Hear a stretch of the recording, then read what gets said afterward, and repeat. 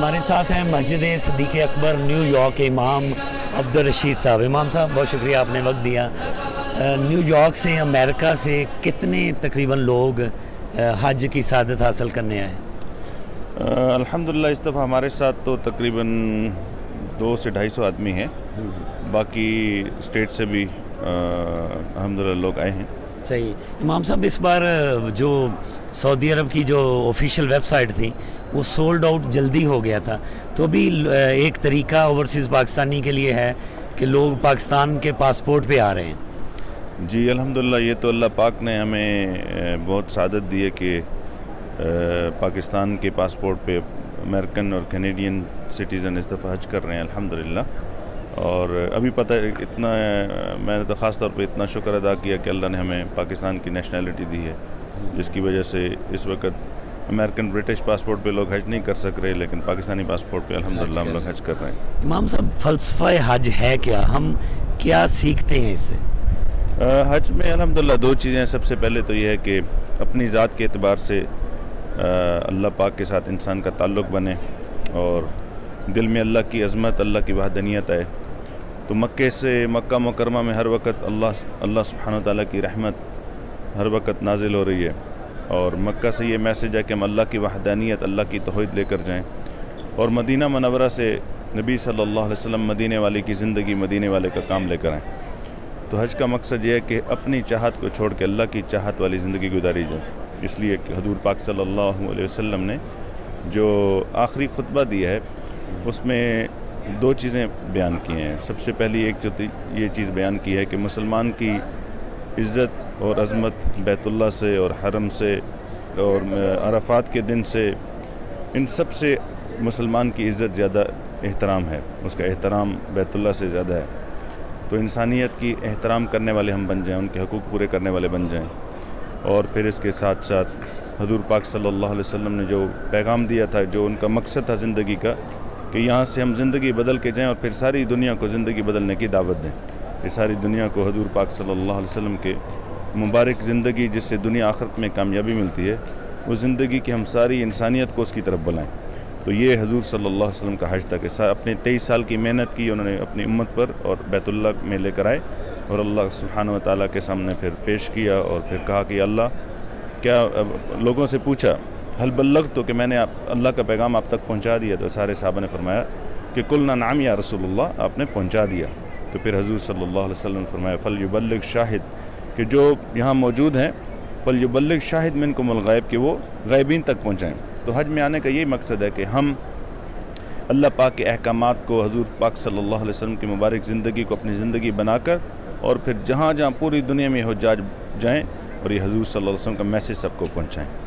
اور پھر اس پہ ملتا کیا ہے, اللہ کے رسول صلی اللہ علیہ وسلم نے فرمایا من حج للہ ولم یرفس ولم یفسق رجع کیوم ولدت امہ, کہ جس نے ایسے حج کیا اللہ کے لیے کہ جس میں کوئی رفس نہ کیا, کوئی بے حیائی کی بات نہیں کی, اور کوئی گناہ نہیں کیا, فسق نہیں کیا, تو یہ ایسے حج سے لوٹ کے واپس جائے گا جیسے دنیا میں آ جائے.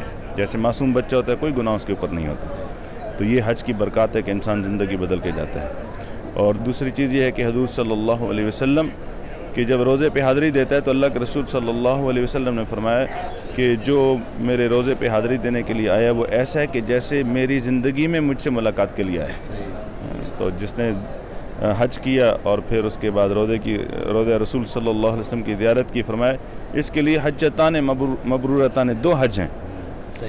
اور حضور صلی اللہ علیہ وسلم فرمایا کہ الحج المبرور لیس لہ جزاء الا الجنہ, کہ حج مبرور کی جزا جنت کے علاوہ کچھ نہیں.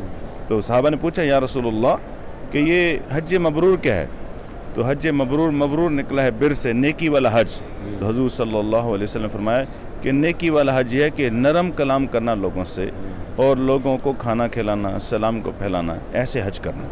تو الحمدللہ یہ ہماری سعادت ہے. اور یہاں پر جو ہے انسان صرف قبولیت سے آتا ہے. لوگ سمجھتے ہیں پیسے سے, کتنے لوگ ہیں پیسے والے دنیا کے اندر ہیں.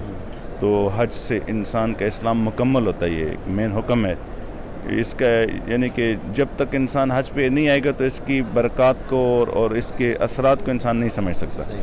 تو اس لیے ہم سب جو ہے پوری دنیا کے اندر جتنے بھی مسلمان ہیں, ہم اللہ پاک سے اس کو مانگیں اور قبول کریں اور ارادہ کریں، اور انشاءاللہ پھر جب انسان کی نیت خالص ہوتی ہے اور طلب ہوتی ہے تو اللہ رب العزت اپنے خزانے سے اس کو پروویژن یعنی کہ اس کو پرووائڈ کرتے ہیں، اس کے لیے مینز، اور اللہ پاک ذرائع خود پیدا کرنے والے ہیں۔ تو یہ بہت، اور اس حج کے موقع پر ایک آیت نازل ہوئی، دین ہم نے اسلام کو مکمل کیا تمہارے لیے، نعمت کو تمام کر دیا۔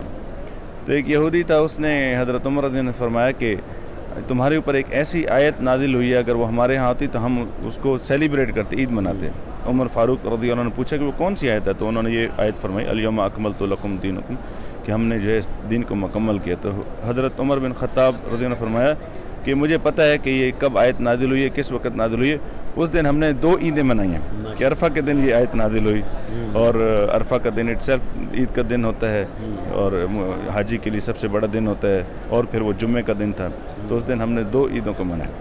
تو اللہ پاک ہمیں جو ہے ہمارے حج کو قبول فرمائے، اور جتنے بھی حجاج آئیں سب کے حج کو قبول فرمائے۔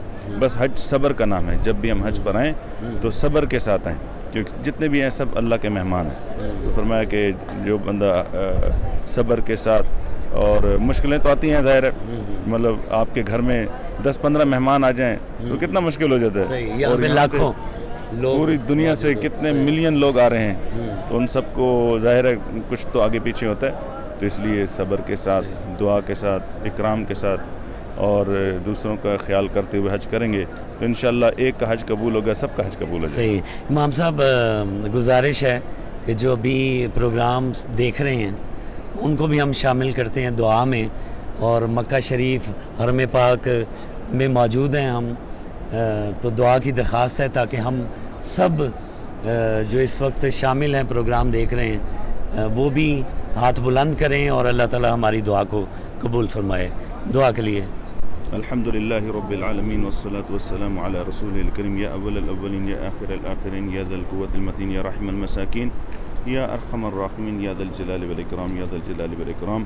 ربنا آتنا فی الدنیا حسنة وفی الآخرة حسنة وقنا عذاب النار۔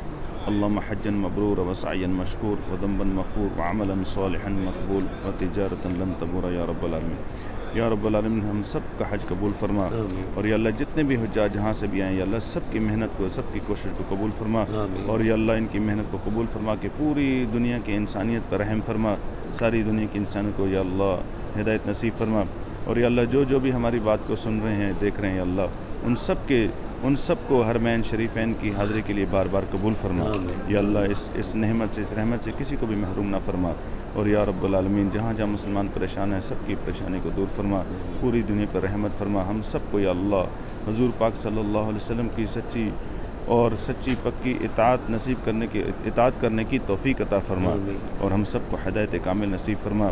یا رب العالمین حضور صلی اللہ علیہ وسلم کی زندگی کا مقصد جو تھا وہ ہمیں اپنی زندگی کا مقصد بنانے کی توفیق عطا فرما، اور جو حضور صلی اللہ علیہ وسلم نے خیریں مانگی ہیں وہ ساری خیریں ہم سب کو اور ساری انسانیت کو نصیب فرما، اور جن شرور سے آپ صلی اللہ علیہ وسلم نے پناہ مانگی ہے ان شرور سے ہم سب کی حفاظت فرما، ان شرور سے ہم سب کی حفاظت فرما، کرم کا، رحم کا، عافیت کا معاملہ فرما۔ یا رب العالمین ساری دنیا کے انسانوں کو ہدایت نصیب فرما۔ ربنا آتنا فی الدنیا حسنة وفی الآخرة حسنة وقنا عذاب النار۔ سبحان ربک رب العزة عما یصفون وسلام علی المرسلین والحمد للہ رب العالمین۔ بہت شکریہ سر، تھینک یو۔ حج کا اجتماع امت مسلمہ کے اتحاد و اتفاق کا مظہر ہے۔ بدر منیر چودھری کو مکہ شریف سے اجازت دیجیے، آپس کی بات کی پوری ٹیم کو اپنی دعاؤں میں یاد رکھیں۔